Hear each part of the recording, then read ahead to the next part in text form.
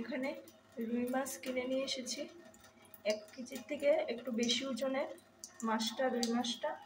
এটাকে কিভাবে রান্না করছি ভিডিওটা পুরোটা দেখবেন। মাছগুলির মধ্যে লবণ আর হলুদ মেখে নিয়েছি, মাছগুলি ভেজে নিচ্ছি।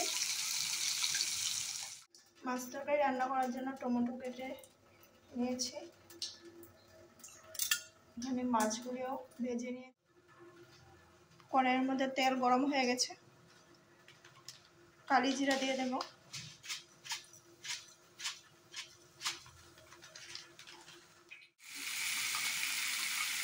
টমেটো দিয়ে নিয়েছি, এখন মশলাগুলি দিয়ে একটু টমেটোগুলি হয়ে গেলে তরকারিতে জল দিয়ে দেব।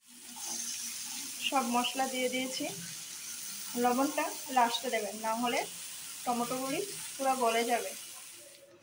তরকারির মধ্যে জল দিয়ে দিয়েছি পরিমাণ মতো, এখন একটু জাল হবে, জাল হওয়ার পরে মাছগুলি দিয়ে দেব। এখানে ধনিয়াপাতা কেটে নিয়েছি, তরকারিটা নামানোর আগে কিছুক্ষণ আগে ধনিয়াপাতাগুলি দিয়ে দেব তরকারির মধ্যে। তরকারির মধ্যে মাছ দিয়ে দিয়েছি,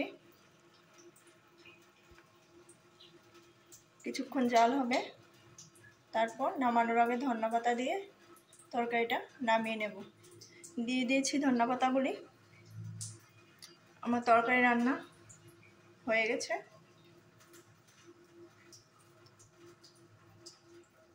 আমার মাছ তরকারি রান্নাটা হয়ে গেছে। টাটা, এখনকার মতো রান্না শেষ।